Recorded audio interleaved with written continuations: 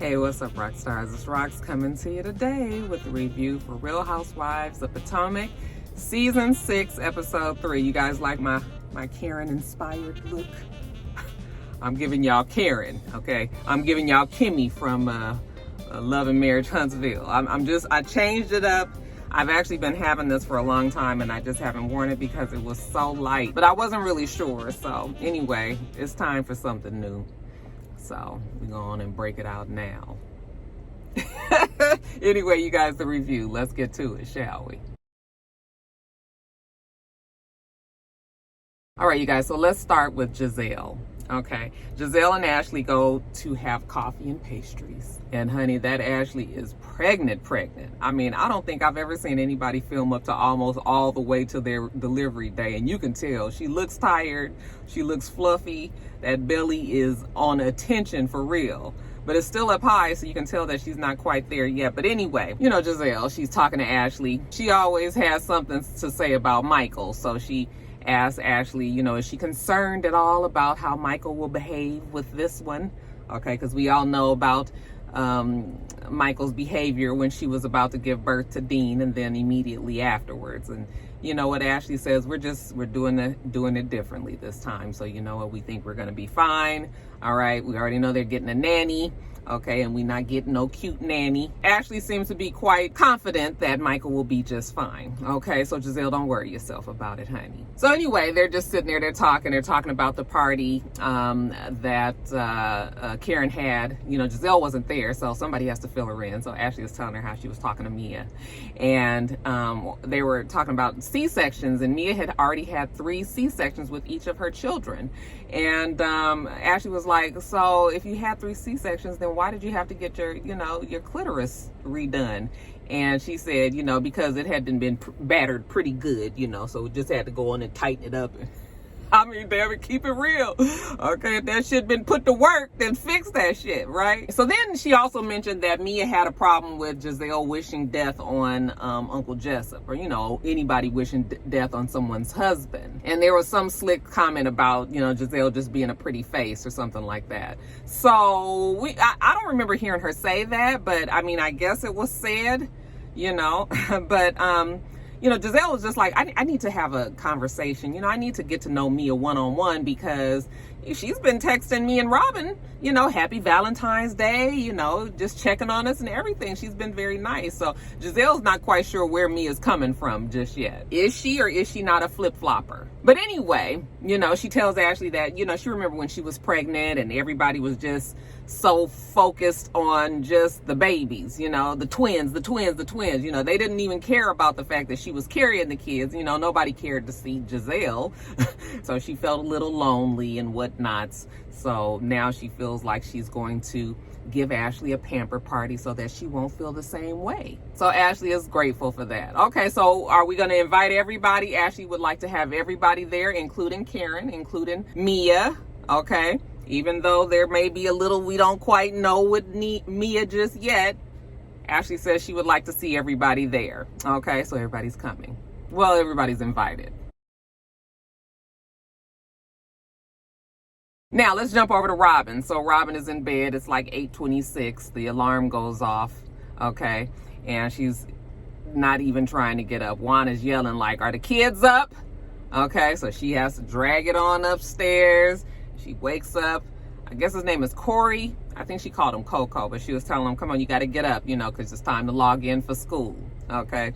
And I imagine that's how many people, many parents and their kids looked in the mornings when they were I keep on thinking my lucky stars, and thank God that my kids were already out of school when that pandemic went on, because I can't imagine. I just can't imagine. I know, you know, my heart went out to all the parents out there. But anyway, so he drags himself on the computer and then she gets on back in the bed. Okay, a little while later, Juan comes in there and he's just like, what are you doing? Are the kids on the computer? Are the kids up? Well, one of them is up, the other one isn't. And he was just like, well, why not? You know, well, it's not quite time yet. Okay, the school starts at 9:10. Well, it's 9:07, Juan. He's like, you are tripping. Like, you know, the least you can do is get these damn kids up. You know, he gonna go get them up. But I mean, Juan is getting fed up with Robyn and her shit. Now, Robyn tells us that the pandemic was hard and that she didn't expect for it to go on as long as it did. You know, they're firmly still in the pandemic, and really it looks like we about to be back in the fucking pandemic, but that's another video for another time, child. But you know, she says that she didn't expect it to last as long, and you know, just being the full-time mommy at home, teaching the kids, cooking for the kids, you know, doing all of this, and then I guess trying to keep Juan satisfied and do whatever she got to do with her embellished hats. I guess it was a lot for her, okay? And she just doesn't feel motivated. She just kind of feels stuck. I think a lot of people did feel stuck during the pandemic. So that's Robyn's story. Now, speaking of her embellished hat line, we see her in a warehouse. And I was like, oh, look at this. Robyn is working, I'm guessing fulfilling her orders. And she has a friend there, a girl named Escala. Escala is... it looked like they were probably testing her out to be a housewife, but it looks like right now she's just, well, not looks like, for sure she's just a friend of the show. But Escala is her friend that's there helping her fill these orders in. She said that, you know what, all of a sudden Embellished blew up. Everybody wanted a damn hat from Robyn. Let her tell it. So she said that now she sells clothes as well as her hats. And, you know, she's got warehouse space, you know, for her inventory, and she's trying to make it happen, but she wants to make sure that she stays on track. She don't want to lose money in this deal or anything like that. Did you guys order your hat? I know they had quite the fashionable line there. She asked her friend Escala to come to this pamper party that Gizelle is having for Ashley. Okay, who wants to go to a pamper party and you don't know nobody there? But I mean, that's how we do it on these shows. You know, she's a friend of Robyn's. Okay, Robyn, you better be careful. Escala might steal your man. No, Robyn might steal Escala's man if we was gonna go by design. But anyway, you guys, Wendy comes on down as well to visit, and you know, Robyn was like, oh, I want you to meet my friend Escala. You guys have a lot in common. You're both African. Okay. Oh, really? What are you? Wendy's Nigerian, Escala's Ethiopian. Okay, good deal. Anyways, Wendy gets to telling Robyn how she's starting her own business, you know, home essentials, candles, and Robyn felt just like I did last week, like you go from professor and commentator to home essentials and candles. Like, how does that work? I mean, but you know what? Sometimes you hear stories about people, their life's passion turns out to be something totally different than what they was doing for a living. So maybe this might be Wendy's aha moment. Anyways, how was the party at Karen's? Okay. So Wendy fills Robyn in because Robyn also was not there. Wendy goes on to tell him about Mia, the problem that she has with Mia, how Mia had her hands in her face, and when she told her to get her hands out of her face, she told her, well, what are you going to do about it? And you know, Wendy was just like, the old Wendy would have popped off, but this is the new Wendy. This is the Zen Wendy. Zen Wen is what she's calling herself these days. Zen Wen is chill. She is not even gonna give Mia the time of day, okay? Robyn was just like, well, I was wondering, you know, I was talking when they were all at Wendy's house, you know, and Wendy was defending Karen, you know, and Wendy, she didn't understand. She was like, because Karen was all over you last year, and then now you kind of was attacking me when I was trying to take up for Gizelle. So Robyn doesn't think any of that makes sense. But you gotta understand Wendy's position this season. You can already tell that Wendy is trying to vie for that spot. She wants to be memorable. She wants to be recognized, you guys. So Wendy is gonna be pulling all kind of stunts this season. Some might be good, some might be bad. But what I'm saying is Wendy is changing her character for us and the TV screen. Now, Mia, she's at home. She's talking to her husband, and, you know, they're just talking about business and whatever. And while they're sitting there chatting, she gets a message from Gizelle that she's been invited to a pamper party for Ashley. And she was like, well, this ought to be interesting. She's like, I don't know if you guys heard us talking when we was over at Karen's house the other day. And he was like, yeah, we were in the other room, you know, talking about men things, hardy har har. So, no, he doesn't know what happened. She was like, well, let me fill you in. She said that Wendy said that she came off shady and that it looked funny that she was hyping up both Gizelle and Karen, knowing that them two don't really get along, actually don't like each other at all. So, you know, she just kind of has an issue with Wendy. He was like, oh, I liked Eddie. And she was just like, oh yeah, Eddie comes off as if he's afraid of Wendy. And I was like, you know what? That is true. I guess we gonna see what happens with Wendy and Eddie. I know that they got some shit coming on down the pike as well. Now later on, while she's talking to her husband, she's talking to him about her mother. Actually, the issues with both of her parents. Both of her parents had drug problems when she was young, when she was a baby, a child, and she ended up in foster care.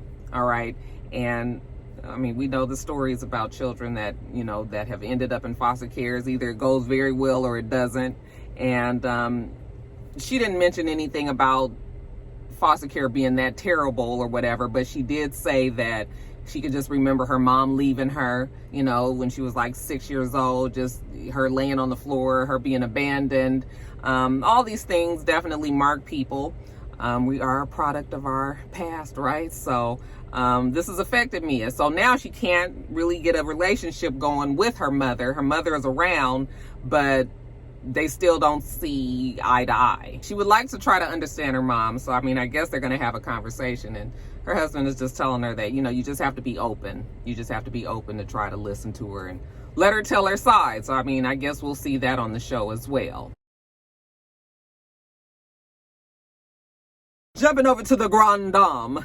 She's at home, and actually she and Uncle Jessup are trying to set up the camera and the lighting situation there at the house so that she can do a live video. So, you know, Uncle Jessup is back there fiddling around, and she's trying to get the lighting and telling him what he needs to do and everything. But finally, we get it. La Dame Wigs is the second installation in the House of Beauty that I am building. So this live today is her introducing two of her new wigs that she has coming out. One called Queen, the other called Kim. And she was just like, honey, let me tell you, okay? You can just go straight from the boardroom to the bedroom. I mean, I'm just saying, okay? Uncle Jessup, what do you think? I'm loving Queen. He loves Queen. Now, later on, Wendy goes over to Karen's, and just like I told you, Wendy is what is the word? She is recreating herself, right? Because we know that Wendy and Karen didn't see it for each other last season, but this is the new Zen win, you guys. We got to remember that. So anyway, she goes over to Karen's. I see it as a switching of alliances. And Wendy tells us that she has a newfound respect for anybody that does business, okay, that has their own business lines. And Karen, she feels like she could give her some solid advice. So she invites Wendy in, and they sit on down, and, you know, Karen was just like, Wendy, I know, I look at you and I feel like there's something different there. You are in a different place these days. I can see it. And Wendy says, yes, because this is the new Zen win. Okay, get into it. And now Wendy wants to be the new Black Martha Stewart. Okay, so she's housewares, you guys, home essentials, candles. All right, candles is what she's starting with, and she actually brought a candle for Karen to see. So she hands it to Karen, you know, Karen all dramatic. Wait a minute, hold on. Let me see this. Oh, Wendy, this is very classy. I love the product. Wendy was like, you do? Then Karen comes with the hard questions. First of all, whatever your budget is, you need to double it. Okay, Wendy was like, oh my God, that's not good. Eddie ain't gonna want to hear that. Then she says, what's your target audience? What's gonna make them pick your candle over anybody else's candle? Wendy was like, see, that's my fear. Okay, Wendy is still trying to get, you know, her foot in the door on this one, so she's not quite sure. And Karen was just like, wait a minute, hold on, Wendy, wait a minute now. You deserve to get this ass kicking, you need it. I mean, these are just really very simple questions. I mean, I think these are things that everybody would ask when they're starting a business. I don't see it being that deep. So Wendy is nervous, which is understandable. The new business is always nerve-wracking, and Karen says she ain't sure if she's gonna be able to hold this girl's hand through this process. Now, you guys, moving on to Candace. So Candace says that, you know, having her stepkids there is wonderful because it kind of gives her the feeling, a little confidence that, you know, maybe she won't suck, you know, as a mother, like a mother of her own children. Okay, and his kids seem very agreeable, so they haven't had any issues. Anyway, while she's there at the house with Chris, she gets FaceTime with her mother, and they're just chatting. She's supposed to be studying, actually. You guys know Candace is in school, but she's talking to her mother, and she tells her mom that Chris is going to be her husbander now. Okay. And, you know, the mom says something pretty, you know, what Candace felt was passive aggressive. And the mom was just like, listen, I just feel like, I mean, you got this man and now he didn't quit his jobs and he didn't close his businesses down. And now all of a sudden he's doing everything for you. And now his sole income is just whatever comes from your career. And you know where mom is going with this. I mean, all very logical and questions that do need to be asked. Candace was just like, I don't feel like my husband is trying to steal any money from me, okay? And besides, what hers is his and his is hers, okay? So she's good with that. So mom was just like, okay, well, you know what? The mama done said what she felt about it and she gonna leave it alone. I was just like, yeah, Candace, I'm sure Chris probably is going to be okay, but we can never forget Mary J. Blige and Ken Do Isaacs. And let that be a lesson for that ass. The meeting that Karen and Candace agreed that they would have, you know, where they would sit down and have tea so that they can talk, well, it is amongst us today. Karen goes over to Candace's house, you know, oh, this is very nice. Okay, Candace, you did good. All right. Candace opens the door for her. They come in, you know, it's kind of awkward. It's little pleasantries, you know, it's just, oh, you know, it's very nice. And, oh, you know, this house is this. And, oh, you guys did good. And, you know, that kind of talk. Candace pours their tea and they sit down at the table. And here go Karen again. Candace, I can look at you and I can tell that something has changed. It's a certain kind of peace. Candace says, yes, it actually is a peace. You know, it's just peace around being in my home and just peace at knowing that, you know, I am ready to move forward. And in that moving forward, trying to figure out how our friendship looks in the middle of that. Okay. You know, Candace feels a certain way about Karen's stance when Candace and Monique got into the fight. So Candace told us that she's going to need to hear Karen say that she made a mistake in supporting Monique and that, you know, she should have supported Candace because Monique was on that bullshit. Okay. I was just like, you're not going to get that today. You're just not going to get that. Okay. But anyway, we'll go through the changes on the show, you guys. So Karen and her start talking about it. Karen tells her that she knows that the whole situation for her was emotional and traumatic and upsetting, and she was angry and all of that. And Karen tells her that it was also very emotional for her being in the middle of it, but she doesn't regret the stance that she had and that she's not planning on changing that today. And when she said that, you could just see it was the pout, okay, that little kids get when they don't get their fucking way, because everything does not revolve around you and your fucking feelings, Candace. So Karen told her, like, I just felt it was hard for me because you guys were both my friends and I had to, you know, people were asking me to make a choice. And then on top of that, when she was trying to, you know, she didn't even feel like she could approach Candace because the girls all rallied around Candace. So they kind of protected her. And then, you know, and then Karen kind of became the enemy, which is true. Everybody was kind of upset with Karen for the way that she,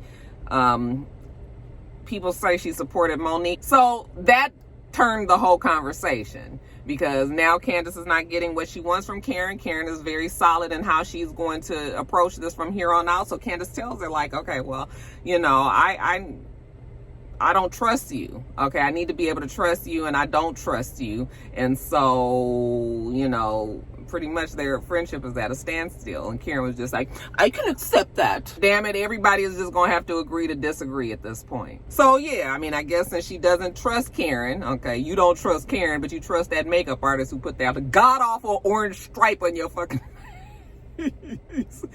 Joe, what is this thing that's going? I was like, girl, who did that to you? Such a cute girl walking around looking like that. But yeah, she doesn't trust Karen. Okay, fine. And she says that she can be cordial. That's fine too. Oh, the fuck well. Okay, baby, if you're gonna still be poking out your lips and crossing your arms and being mad that I made that decision, then you do that over there and I'm gonna do that over here. So Candace goes and gets Karen's fur coat, had it extended out like this, like she didn't even want to touch that shit no more. It was real tense, you guys, and Karen took it and she told her thanks for letting her come over, and that's that. So I mean, I guess hopefully Candace and Karen know where they stand, and we can just move on from that. Monique is gone. That's the main thing. Everything else is gravy. Now, this party that Gizelle, this pamper party that Gizelle is having for Ashley, all right, she's already at the location, and the first person to get there is Candace, because Candace has to fill Gizelle in. You know, she had the conversation with Karen, you know, and it didn't go anywhere. She said at this point, I was just like, okay, well, you know, pass the peas, what's for dinner kind of thing, because what else, we can't talk about shit else, okay? She's done with Karen, and of course Gizelle is like, you know, I think that's pretty fucked up. Well, Gizelle, you think anything that Karen has to do is fucked up. So after that, Wendy gets there, titties out. Giselle's like, we don't always have to see your titties when you, okay. I mean, I'd imagine you spent all that money on them. You want them to show. Them motherfuckers is big too. They look like big boulders. They just look so uncomfortable. Why do people get their boobs so big?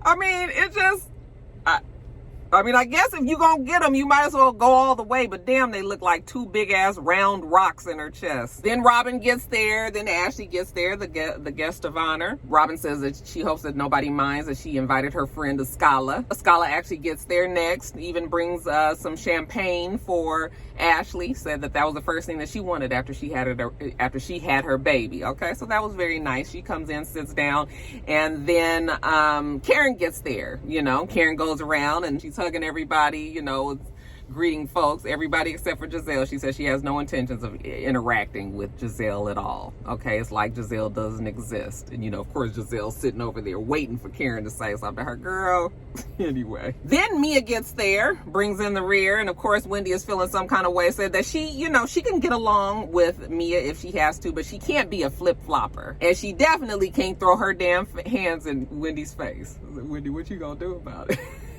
Once everybody's there, and really the whole gang is there, we got everybody, including Escala. We're gonna have fun and games. So first, Gizelle pulls out like these partial pictures. It's like a real blown up picture of just a little part of somebody's pregnant belly, and you had to guess who it was. So, you know, we go through that. Oh, that's her. That's who. That is. Blah, blah, blah, blah, blah. Okay. The people come out, you know, for the spa services and says, okay, who's gonna be the first ones to go back? So we have Ashley and Escala. They go back to have their facials or whatever, foot treatments or whatever they're having done. So while they're in there, Karen goes up to Mia and was just like wondering how she's doing. You know, she hadn't talked to her and she was just checking on her, you know, because they had a little, you know, little tiff at the last party that Karen had. And Mia was like, well, Wendy's here, so we can talk about it with her. So what's the problem? Well, you know what, Candace says, you know, the whole hand thing in this group is kind of threatening. And Mia was just like talking to Wendy, and she was just like, you know what, the whole thing is I talk with my hands, so I don't know what to tell you about that. You'll just have to get over it. If you don't like me talking with my hands, then you can go sit over there. And the whole time that she's talking, Wendy's over there all flustered and everything. So finally Wendy says, you know what, Mia, I did not come for you the last time because we were at Karen's house and I respect people's homes, but today I have time. I am Zen Win and I have time today, so don't come for me because I am always going to have time. Okay, tick tock, Mia, tick tock. She really thought she had did something. She was neck all this and her eyes was all big, and the girls are laughing because they are just looking at how Wendy is just really just got all upset like immediately, and Mia realizes that. So, you know, Mia's whole thing is always just like, girl, whatever, nobody even cares about you. And Wendy doesn't like being dismissed. So now Wendy dismisses her. You are dismissed, okay? I'm not talking to you. You are dismissed. So Mia was just like, okay, Wendy, whatever. You clearly are unhappy at home. She's like, oh, I'm very happy at home. You're probably not happy at home. That's why you had to get your clit redone. And Mia was like, you know what? I don't have time for small-minded people. Okay, I'm just going to just go on and leave. So she gets up and walks out, and you know, Wendy was all hoofed up and shit, eyes all big, and Gizelle was like, listen, I'm all for, you know, you saying what you gotta say, defending yourself, everything, but you gotta give the other person a chance to talk. Wendy don't appreciate none of this shit because Wendy done got up mixed up in this mess because she was trying to defend Gizelle. And now it don't even look like Gizelle and Robyn appreciate the fact that she was trying to help her. I was like, Wendy, you going too hard in the paint, girl. You doing too much. You was doing too much. So anyway, we see Mia. She gets up. She sees Ashley. Ashley just finished her service, and Ashley was just like, what's going on? Where are you going? You know? And Mia was just like, yeah, she's getting out of here. And Ashley was like, what happened? Like, I thought you guys was all laughing. Yeah, we was laughing all right. Everybody but Wendy. Candace takes Wendy in the bathroom and was just like, girl, I just want to have a conversation with you and just tell you, do not allow Mia to get up under your skin like that. Isn't it funny that Candace isn't a rookie anymore and now she's got to give advice to the newbies and tell them to calm the fuck down? Okay, but anyway, the girls have all decided that they want to get to know Mia. Well, at least Gizelle and Robyn, they need to get to know Mia without Karen being all up in her face. So everybody is sitting around talking. Everybody is back in the room from their treatments. And Karen says, you know what, Ashley? After you have the baby, we can all sit around and have a kiki moment with fireballs. And then how about Ascala had the nerve to fix her mouth to say that she heard that Karen drinks a lot. And I was just like, now, if there would have been anybody else in the group that has said that, I would have understood. But how you as the new person come in saying that? You ain't met Karen, you don't know shit, you don't know her from fucking Shinola, right? But you telling her that you heard that she drinks, I was just like, I don't like this. I don't like this. I mean, I don't know. It was weird that it came out of left field that the Scala girl would say it. Of course, Karen denies that she's an alcoholic, which was weird that she didn't get upset that a Scala would say something like that to her and she didn't even know her. So I was just like, who put this child up to say this and why is everybody okay with her saying it? But evidently the girls are laughing about it because I guess Karen, you know, she ties one on at the house by herself, and then she gets on the phone and she get to calling the girls and, you know, be drunk talking and everything. You know what they say about a drunk mouth, speak a sober ass mind, right? So the ladies are all kind of just like, well, you know. Then we start talking about Mia, you know, Mia and her husband, how they met. You remember she told us that she was a bartender when she met him. Well, the story is a little bit more developed now, and she was a bartender and then she promoted to a stripper, but it wasn't the same stripper, the classic stripper like you are used to.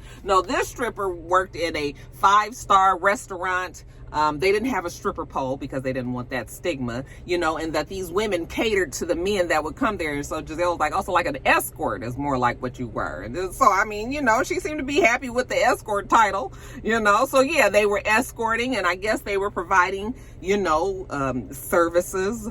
I don't know what the services might be, but some sort of services to these men that came to the establishment. And that is how she met her husband. I'm not mad. I mean, whatever works. I mean, if that's your story, then what? I mean, ain't that Nene's story too? I ain't mad if you parlayed a stripper career into a relationship that has, you know, carried you far, okay? From the strip house to the penthouse. So I ain't mad at Mia. Ain't no shame in the game. The day is a success. Gizelle leaves early. You know, Karen has the nerve to mention that Gizelle leaves early, even though we've seen Karen leave her own fucking events early as well. And then Ascala prays over Ashley, and that is that. So it was cool. All right, you guys, let me get on off of here. Listen, I am really seriously contemplating dropping Power Book 3. I just cannot seem to connect with the show. It is a lot that I don't even feel like trying to sit around and wait to understand. And it turns out that I thought I was more interested in Kanan's life than I really was. So for those reasons that I just gave you, I am really contemplating because, see, I mean, episode 2, I was just sort of like, I'm over it. And I need to watch it again before I even do the review. So the review won't be up until Tuesday because I don't even know what the fuck is going on. I mean, I got the general gist of things, but when you're trying to do a review, you kind of need to kind of have some sort of understanding, and I just be lost. And child, maybe it's just me and I just have turned myself off from even trying to understand whatever the fuck the issue is. I'm feeling like I might drop it. I'm gonna give it one more week. And you guys know I don't normally do this, but I'm gonna give it one more week, and then if I ain't feeling it, I'm gonna just be, and next week is gonna be interesting anyway. I'll talk to you guys more about it when I do Top of the Blogs, but my schedule next week is gonna have to change. But we'll talk about it as we get closer, okay? And let me get off of here. I got to get back to work. Make sure that you rate, comment, and subscribe to the channel. I'm itsrox. The channel is itsrox. Everything else I do will be in the bottom bar. All right? All right. So I hope that you have a wonderful, wonderful rest of your day, and I plan on doing the same. Until next time, Roxstars. Bye.